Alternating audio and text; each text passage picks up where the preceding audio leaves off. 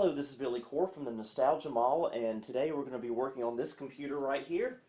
This is the Compaq ProLinea 433. This was a computer that I received in the lot from a friend of mine back in August on my little trip I made. And I haven't really done a whole lot with this computer because I just haven't had the time or the parts to get it up and running, but the computer, I have tested it off camera. It does work. But it needs a little bit of help to get it to where I prefer it to be. So, specs of this, it has 4 megabytes of RAM, a Intel 486DX clocked at 33 megahertz, and it had a 1 gigabyte, no, actually not even a 1 gigabyte, it's like a 100 some megabyte hard drive in here. Not a lot at all. That just ain't gonna work for us. And so what I did is I currently have this 1 gigabyte Western Digital Caviar drive hooked up to it, which surprisingly does work. No CD-ROM drive, no sound card, but we are going to give it what the folks back in the day would call a multimedia upgrade. Now the first thing we need to do is take care of the CMOS battery, and since this is a computer from circa 1993, you never knew what kind of battery you would get in these. You would either get one of those barrel batteries that could explode all over the motherboard, you get an irreplaceable dead Dallas clock chip, or you could be fortunate enough to get a replaceable CR2032 battery. This computer has none of those. This has this little interesting Rayovac battery glued to the side of the power supply here. It says Rayovac computer clock battery. I'm not sure if you'll be able to pick that up on camera or not, but whatever it is, it connects directly to the motherboard with this wire, which is actually quite convenient. That means you can just disconnect it and replace it with another one, and you don't have to worry about anything leaking all over the motherboard. And so what we are going to do is I got this off eBay recently. It came today. This is a battery pack that has the exact same type of connector, and it just takes 3 AAA alkaline batteries. And that middle one keeps wanting to pop back out. So we'll go ahead and put the cover back. There we go. And it also has this Velcro on the side, so we can attach it to something, probably the power supply. We will do that later. So first, I just want to see if this is going to work. We'll just disconnect this. Okay, I do want to make sure of the polarity. The black cable is on the right, the red one is on the left. I'm not sure if it'll make too much of a difference, but I do want to make sure that I don't do anything that could destroy this computer. And so we'll go ahead and okay, that's disconnected. We'll put the new one in here. There we go, it's connected. We'll just leave it dangling there for now. Okay, let's fire it up and see if we can get something going.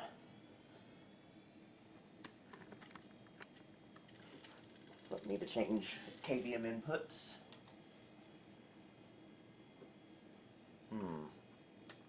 There we go. Loose VGA cable. Okay, that's what I was getting before. But maybe we can get it to work this time, assuming this battery pack works. Today's date is not January 1st, 1990. Thank goodness, because I would only be 1 month old. Today is actually October the 15th of 2020, and the time is 8:34 p.m. and it uses military time, so 20:34. We do have a 1.44 meg floppy disk drive. We do not have a disk drive B. Disk drive enabled, numlock power on state on. Okay, picked up our hard drive there, which is very, very nice and convenient. So we will go through here and just double check. Everything looks fine to me. All the dates on here seem to suggest this computer was built sometime in 1993. I was only 3 years old then. Didn't know what a computer was yet. I wouldn't for another 2 years. And we just saved our changes. Hopefully this battery pack works. I've never used one of these before. But it does use the same type of connectors, and the same wiring. So hopefully it should work.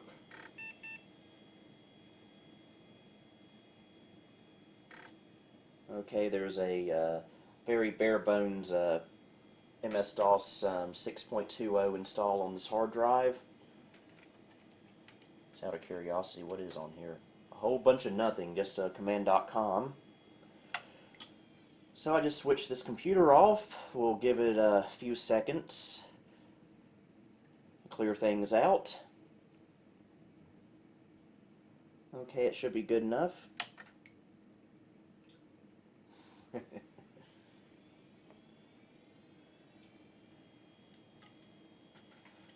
think I'm being heckled in the background.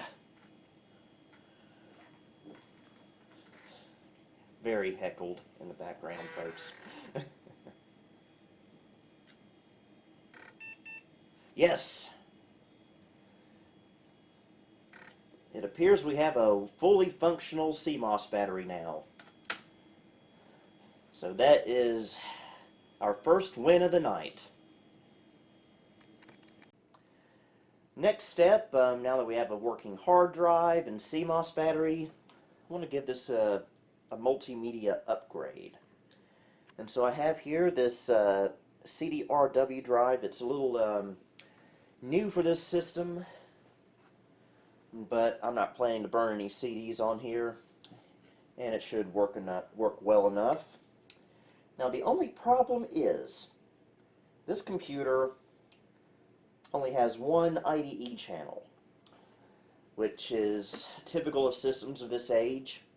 So that means that we're going to have to either connect the hard drive and the CD-ROM drive up through one ribbon cable, or we'll have to connect the CD-ROM drive into a sound card.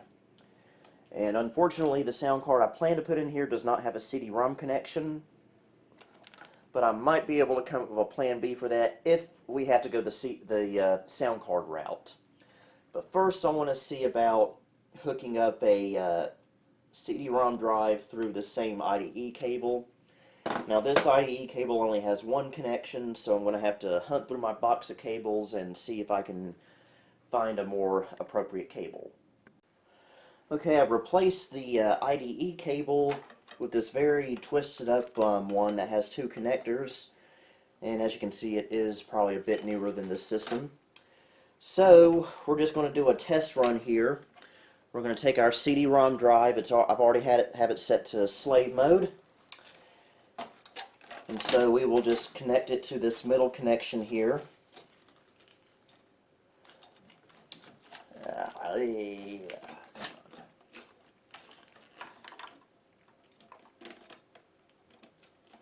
There we go. Give it power. Yes, I say power. I'm from the South. Okay. Okay, CD-ROM has power. We are going to have to go into the BIOS probably and configure a couple of things.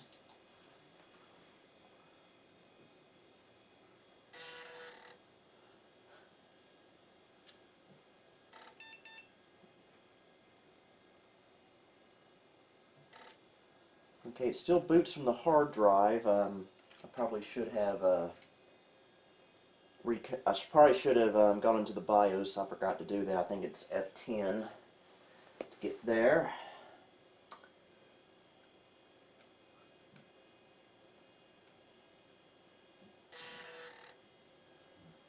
Hopefully we can just do it this way without having to go into use a sound card for a CD-ROM controller. Okay, fixed disk 2 not installed. But we can, sometimes that can happen.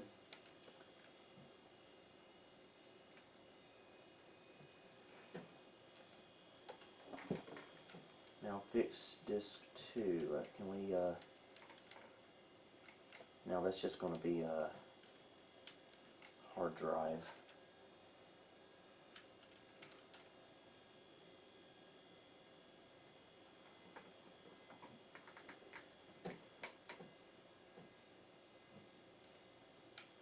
This fix disk 2.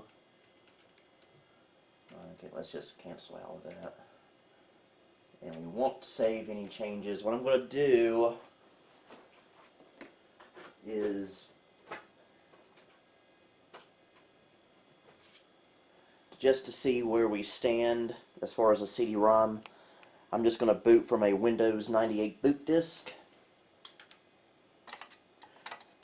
which has a CD-ROM driver, and we'll see if the CD-ROM is able to load.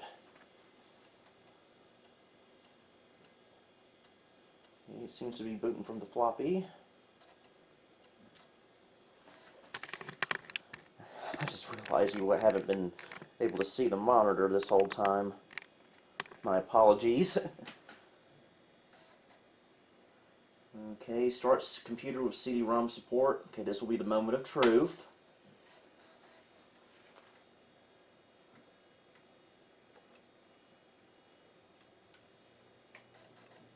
I think it found it. PCI read configuration failure. I wonder what... Oh, that's because this doesn't have PCI slots. Duh. Should hand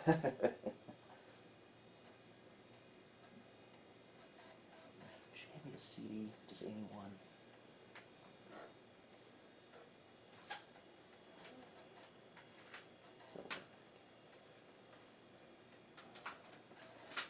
Okay, I think this may actually be working. And if that is, that's great.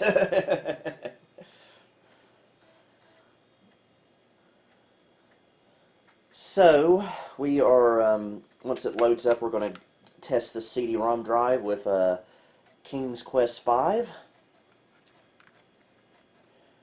Yeah, it assigned a drive letter, so,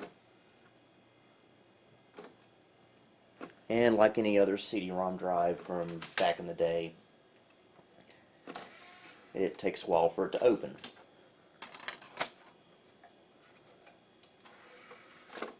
And of course, we're obviously not going to load King's Quest V. We just simply want to see if it will read the disk.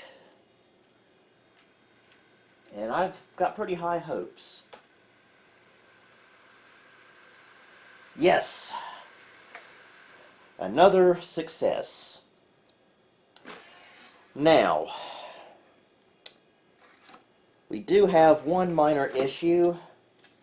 Well, potentially an issue. You see, these IDE cables are a little bit short. And we've got to put the CD-ROM right here. And the hard drive is going to go right up in here.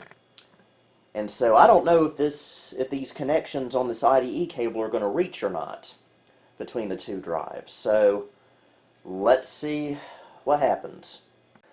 Okay, had to get a screwdriver to work with the system. Let's just go ahead and unplug everything for now, as far as the drives are concerned, that is.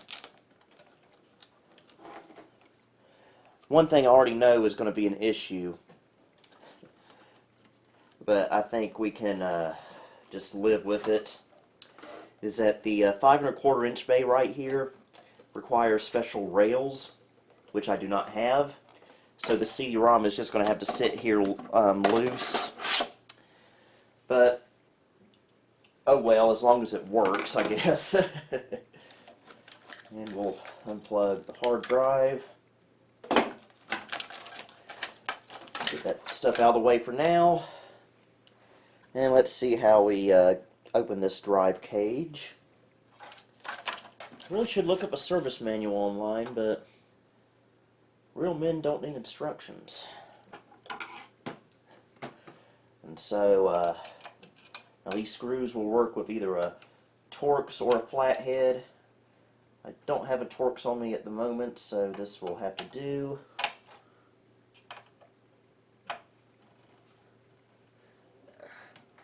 There we go. Compaq was notorious for using these things.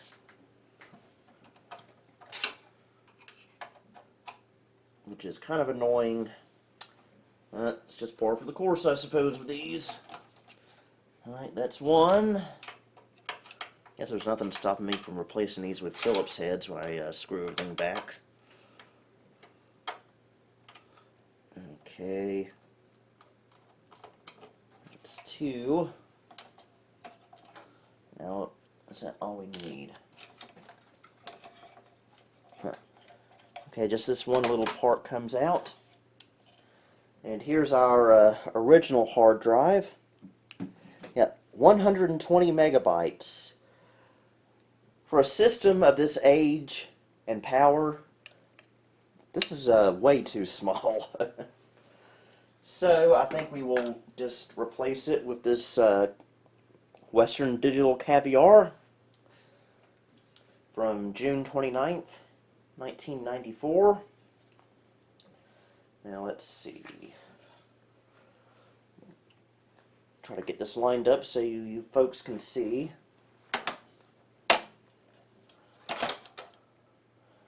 I've got 4 more of these nasty screws.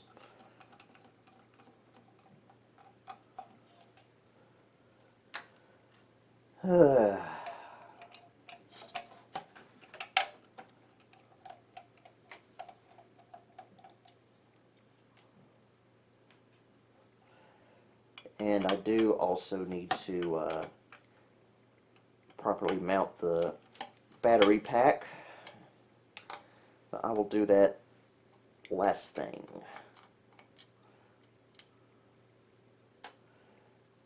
I did consider using a CF card adapter in here, but I don't think I have the right parts for that right now.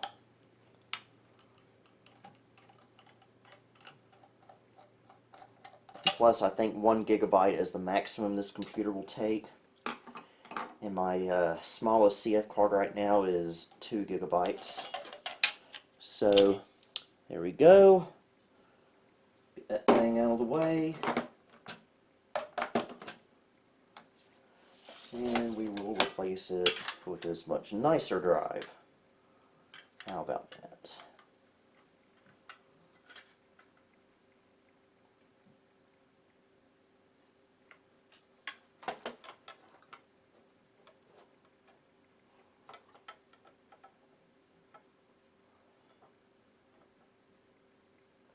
Okay, lined up. Now let's put our screws in.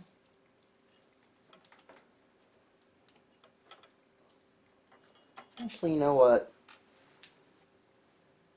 I'm just going to see about replacing these with Phillips head.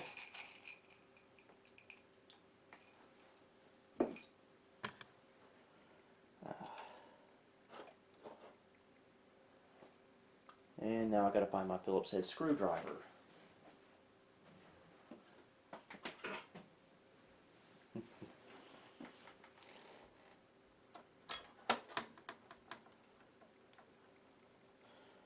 Well, that's one annoying thing about Compaqs. They love using their Torx screws. And I currently don't have a Torx screwdriver on hand, but thankfully you can also use a flathead screwdriver with these. But flatheads are still a little bit annoying to deal with.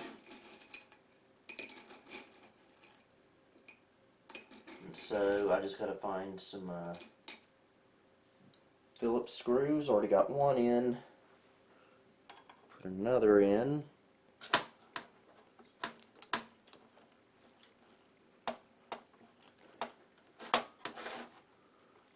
There we go. You know what, 2 will be enough. It's just 2 in each corner.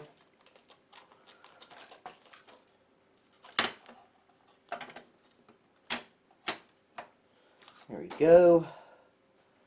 Get a couple more Phillips screws to screw the cage itself into the computer.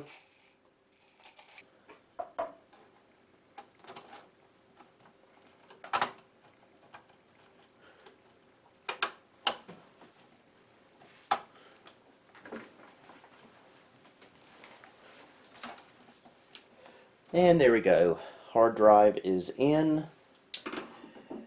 Now here's the make or break part of the video. How are we going to squeeze this CD-ROM in here?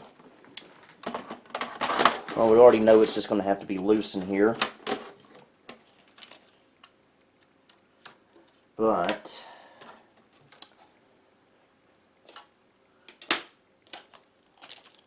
are we going to be able to have these 2 connectors reach one another? This has to go to the hard drive, this has to go to the CD-ROM. Is there enough space between these 2? Let us find out.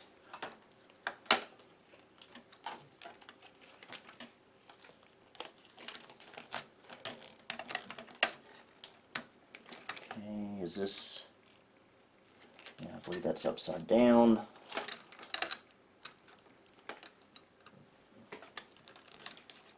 There we go.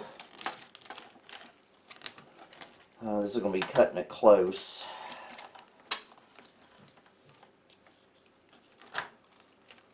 I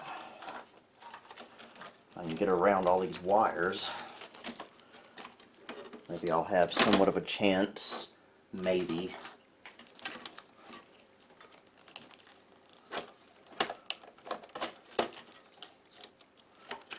I'll just unplug the floppy for now.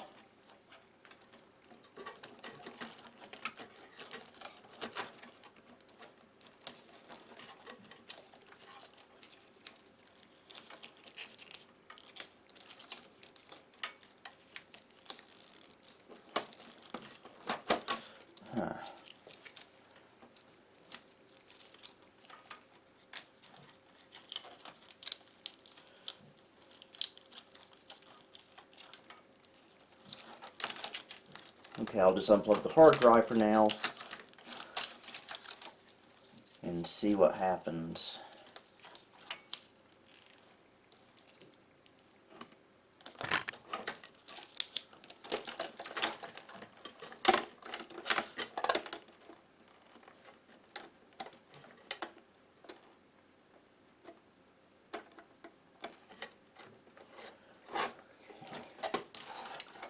This will probably be a little easier doing it this way.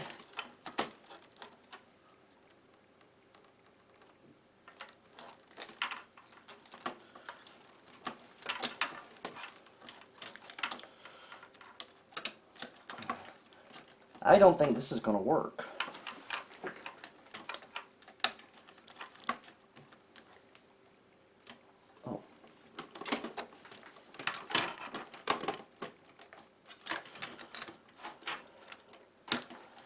If it does, it'll be really, really tight.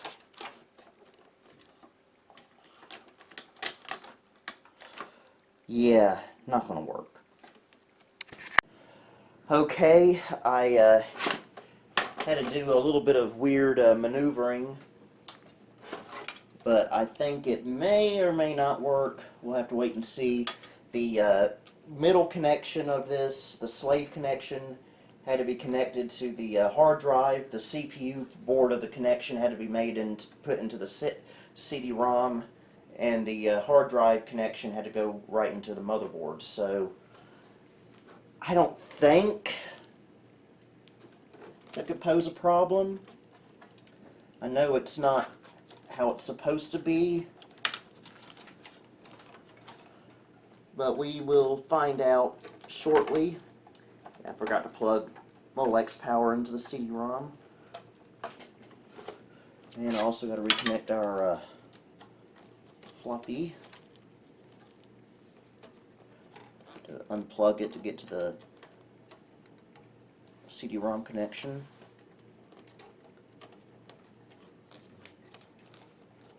Very anxious about this. Really hope this works.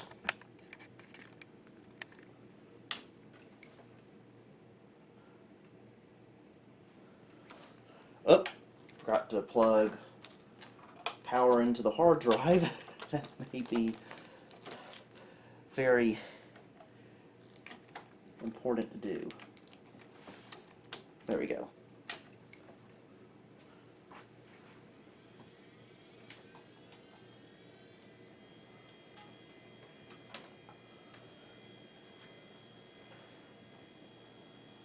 Really hope this works. First we'll see if it can still boot to the hard drive. System options not set. Well, that would mean the CMOS battery is non-functional. And we're back in 1990. That can't be good. That means our battery doohickey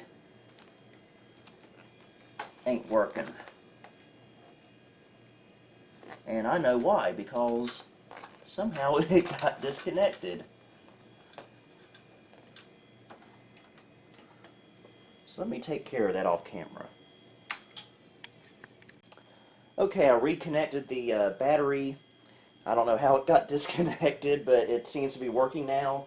And the good news is the BIOS is seeing the hard drive. So we will save the changes and we'll see if we can still boot from the hard drive. Because the way I've got this whole setup wired is a bit off the wall, but hopefully it should be fully functional anyway.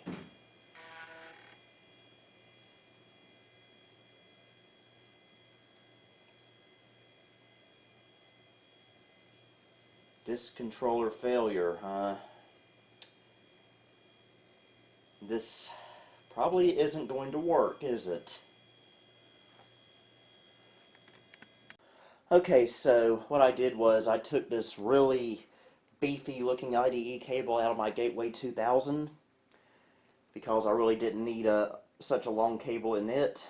Stuck it in here and it seems to be working great. So that is definitely a good thing, and yes, I did put the shorter IDE cable in the gateway and that seems to be working fine. So, what's next? Well, first I want to mount this battery pack. I think right there will be good.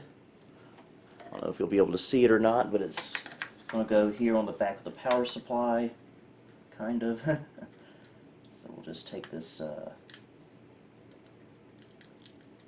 protectant off.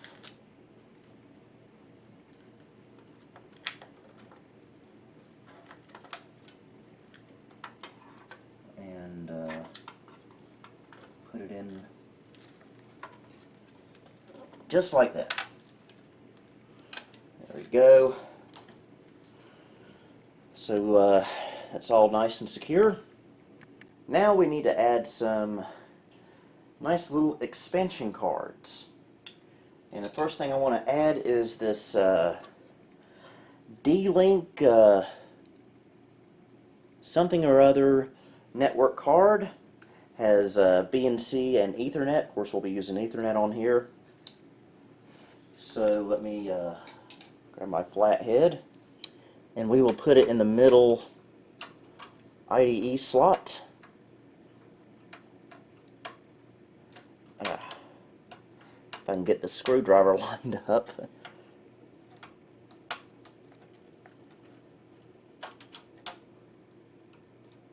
Alright.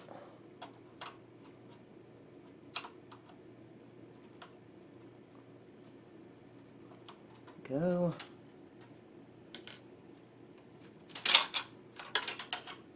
And we'll pop this on in. I don't think this computer's ever seen an expansion card. Well, that is going to change. Go. I don't know where I put the screw, but this ought to work.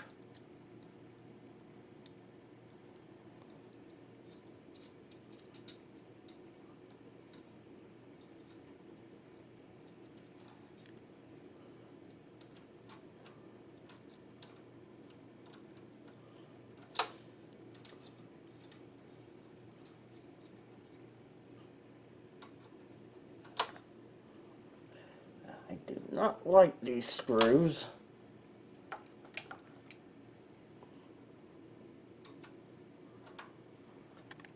Okay, got a smaller flat head, so...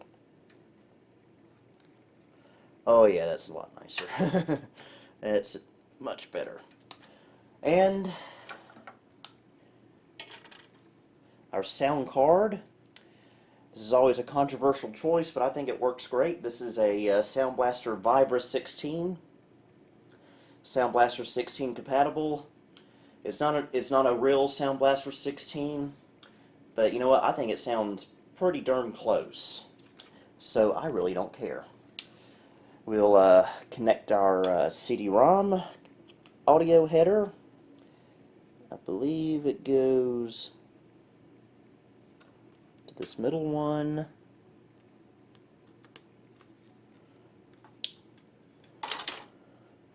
And we'll take the bracket out here. This was a very big thing back in the early to mid 90s. You would have a computer like this with no CD-ROM drive, no sound card, and so what you would do is, if you wanted multimedia capabilities, you would go to your local CompUSA, Circuit City, one of those stores, and you would buy a multimedia upgrade kit, which would consist of a sound card and a CD-ROM drive, along with the connections and some various bits of software on CD-ROM. Now, we were thankful enough to get a computer in the end of 1995, when multimedia was a lot more common, so our Packard Bell already had a sound card and a CD-ROM drive.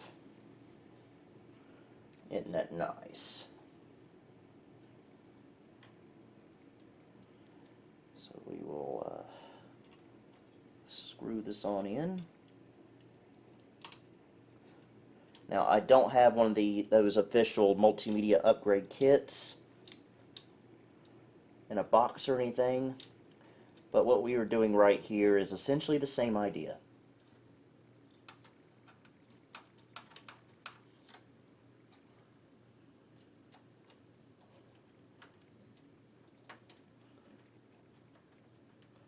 Get that in there.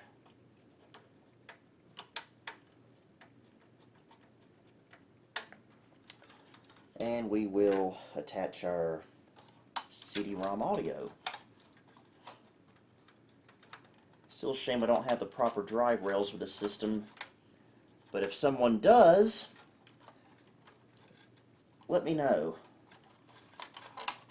Might be able to work out a deal.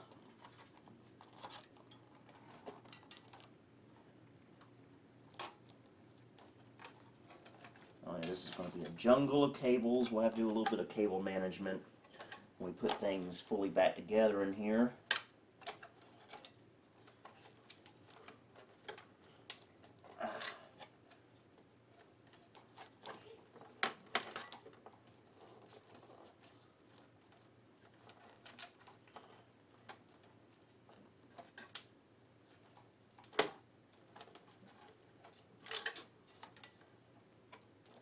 Quality entertainment here, folks. Quality entertainment for the whole family. Finally. That was not easy. But we now have what I believe to be a much more capable system than we had before. We've gone from a 120 meg hard drive to a 1 gig hard drive. We've gone from no CD-ROM to a CD-ROM, no sound card to a sound card, and no network card to a network card. And of course we now have a functioning CMOS battery.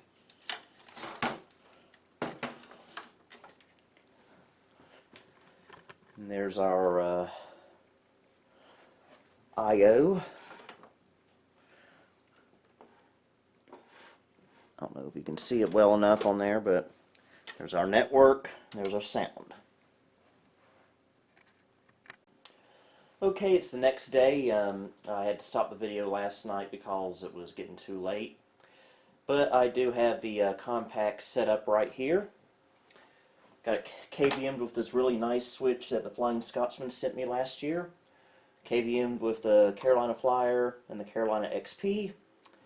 And so now we get to work on the software end of this computer. Okay, first thing we need to do is, we already have a fresh copy of DOS 6.2 on here with absolutely nothing on it, as you can see with the current date prompt. So I'm just going to completely wipe this hard drive and put a fresh copy of MS-DOS 6.22 on here. And we'll go ahead and restart. Disk is in the drive.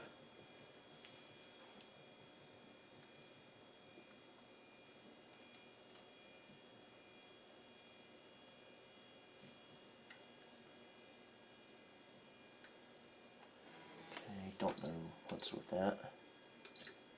There we go. That was weird. KVM can be a little bit quirky at times.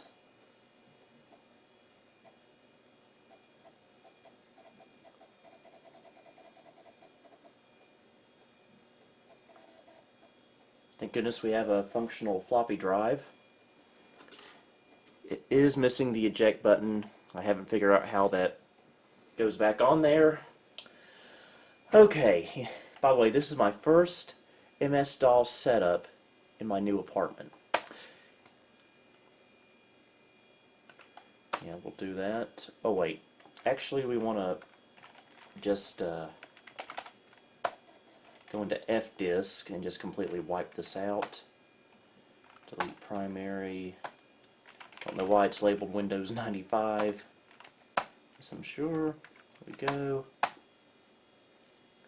Create a new partition, and we'll reboot.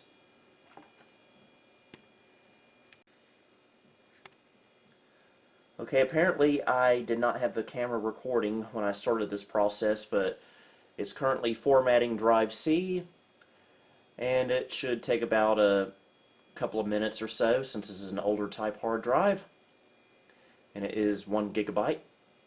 So we'll let it do its thing. Okay, just about done.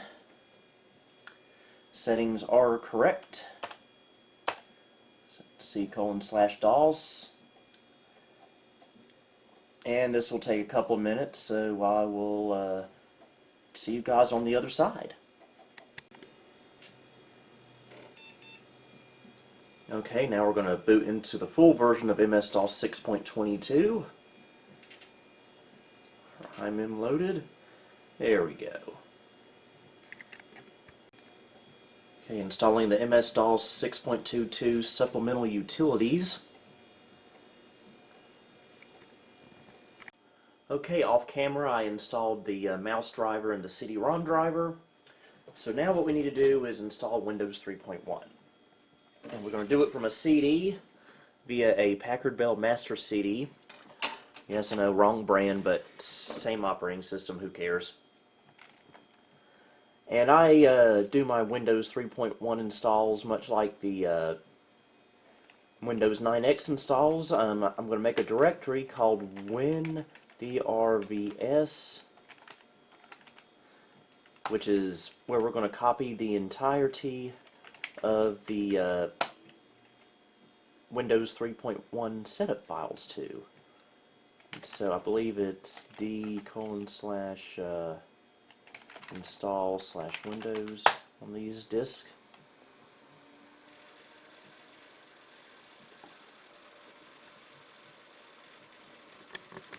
By the way, despite not having drive rails, the CD-ROM drive in here is actually very secure. And it's not screwed into anything either, which I think is kind of neat.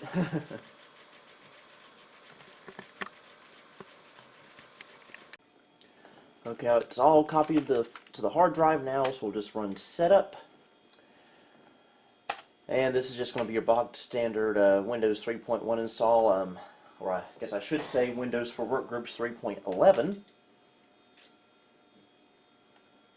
Now that looks good. That hard drive makes some very interesting noises, I must say.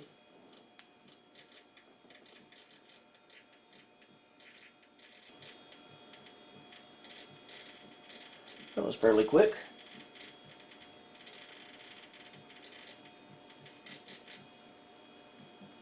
Okay, it's going to attempt to detect the network card. I doubt it will. But hey, got to give it props for trying.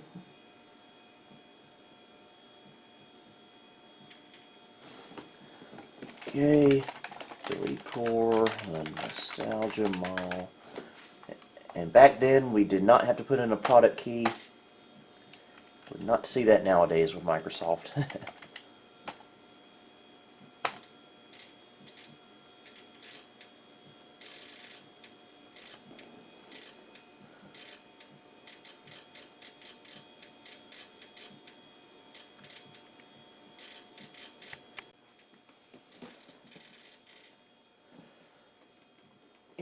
I don't think it detected the network card, but we'll worry about that later. I do have a driver for it, assuming it'll work in this computer. I'm not sure how well this computer is set up for plug and play. Hopefully it has some form of it, but we can always use Intel Plug and Play Manager to get around that. So we will restart the computer.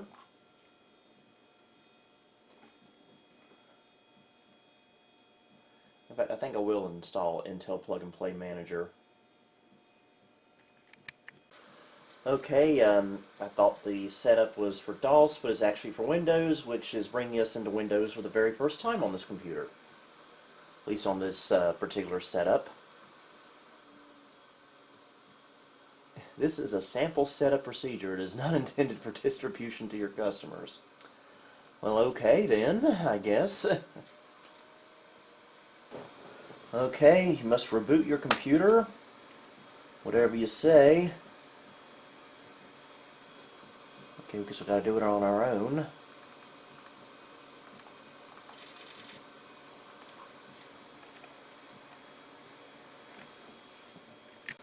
Okay, running a DOS utility to detect some devices through Intel Plug and Play. Detecting SCSI devices which do not exist.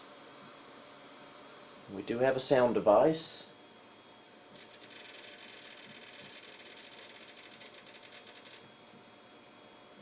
Please use the ICU to validate this configuration.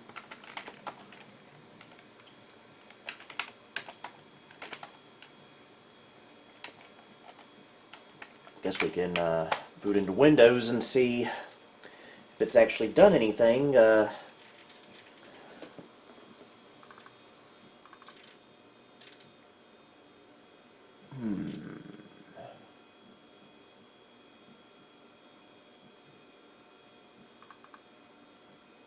Unknown card. I don't like the sound of that.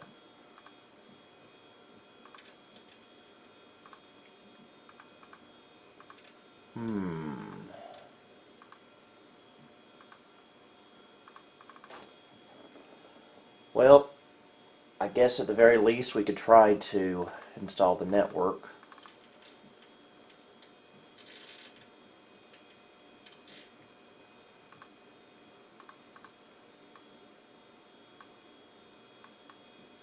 Okay, got the disc right here.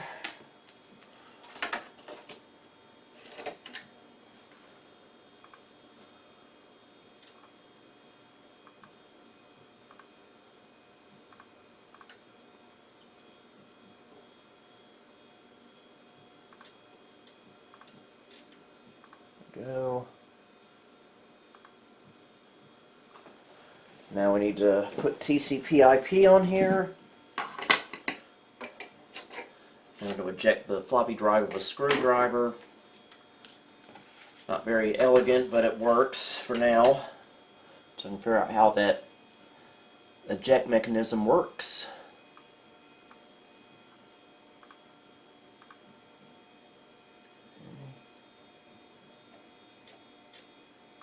There we go. Well, tickle me surprised. Actually, don't tickle me. That's kind of inappropriate behavior. The networking on here seems to be working. We just ping Google, and voila. I do need to load up my Windows 2000 virtual domain on my main computer so I can mount some virtual drives, which I will do right now. So yeah, networking is good to go. Okay, I'm going to do this the old-fashioned way. NetUse E vintage server programs. There we go. NetUse F. Oh wait, I forgot. I forgot something. Okay, got that sorted there. It's a long story about why I had to do it that way. Let's see if we have our drives, our network drives.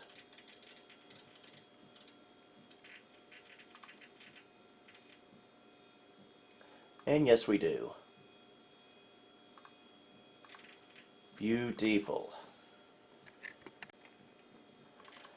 Now I am going to attempt to install a video driver that I found online. Supposedly this is for this system. Whether it's going to work or not, I do not know. So I got two drivers we can try. Let's try this one first.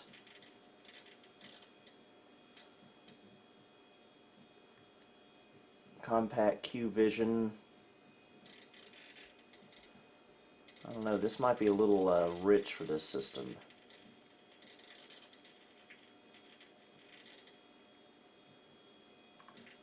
Just before I do that, I want to see what the other one is. And is that going to take me into a DOS? I'm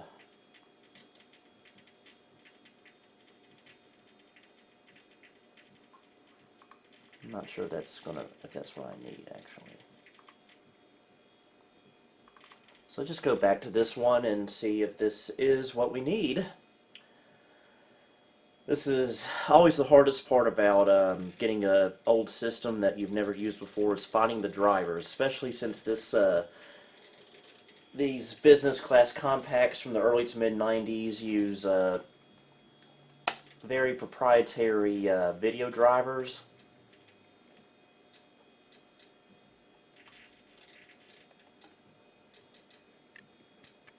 Okay, you have to choose and test your monitor. Ain't no way it's going to have this mid-2000s Dell monitor on here, but... Okay, what just happened? Numlock is not responding. I think the computer died. Huh. Okay, I rebooted. Let's see if we have a functioning system. And I don't think we do because it's frozen again. Oh, wait. I jumped the gun there.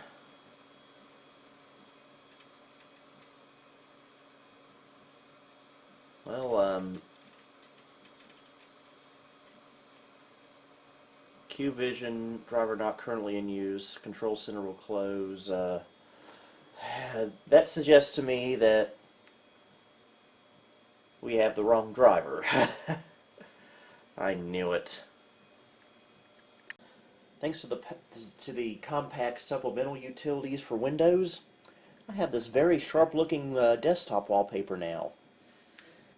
Also for video, since I can't really find the proper driver for it right now, I am just using the standard Super VGA driver that comes with Windows, and that gives me 256 colors.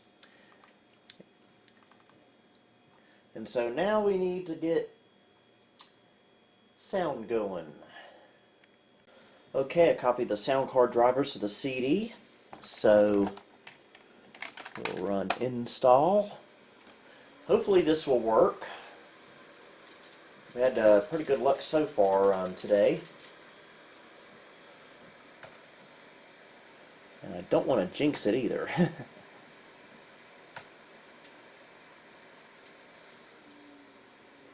Looks good.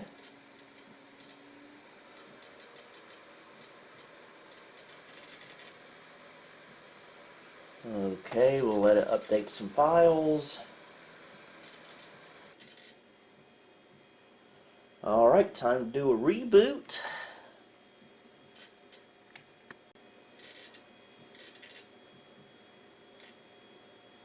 Don't like how that loaded before plug and play.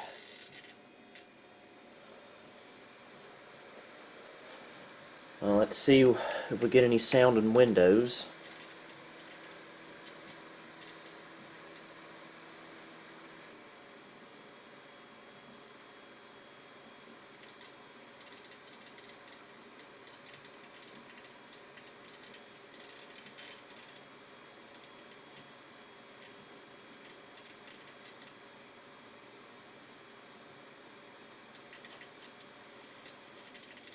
Nope. Something's not right. Time to diagnose and troubleshoot. Everything was going so good.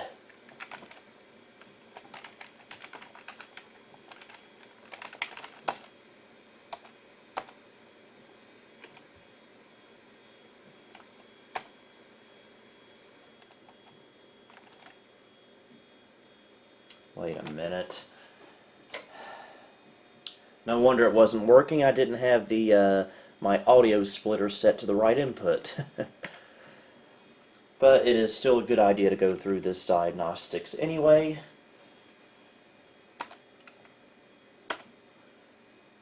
Just to make sure everything is where it needs to be. Alright, moment of truth. 8-bit testing. Yes! 16-bit testing.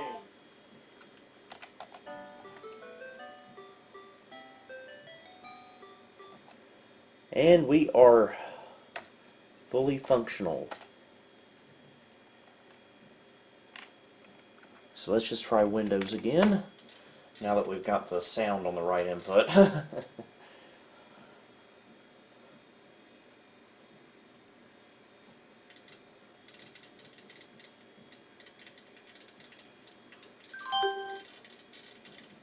Yes.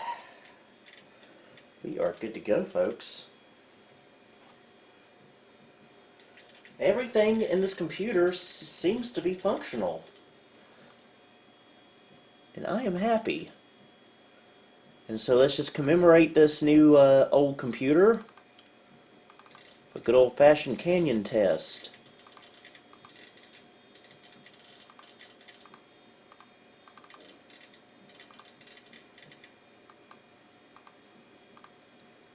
See what happens when you jinx yourself?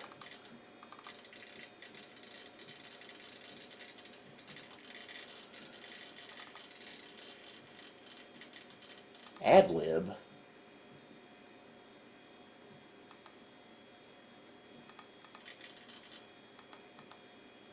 Now, why on earth? These are not the right MIDI maps at all for this card.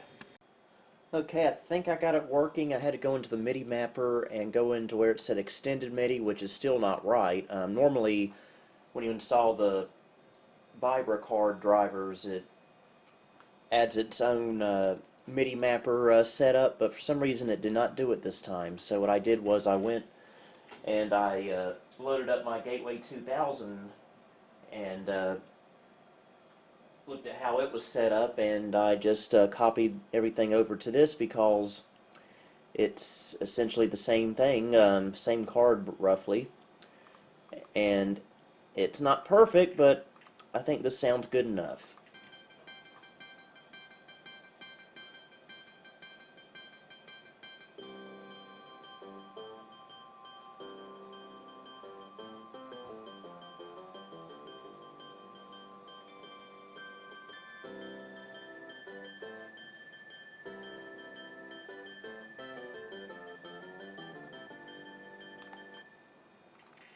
So we are good to go, I think. Thank goodness. So yeah, I was a bit leery about this computer at first, with its age and its different type of hardware that's in it. But I think we've got a winner here, folks. And I think I'm going to end the video right here. I will do a more in-depth video on this computer at a later date. This was just a video showing myself restoring and upgrading it. So until next time, this is Billy Core, signing off. Thank you for visiting the Nostalgia Mall. If you liked what you saw, please like, subscribe, and follow me on Facebook, Twitter, and Instagram. You may also support me on Patreon if you would like. Until next time, this is Billy Core, signing off.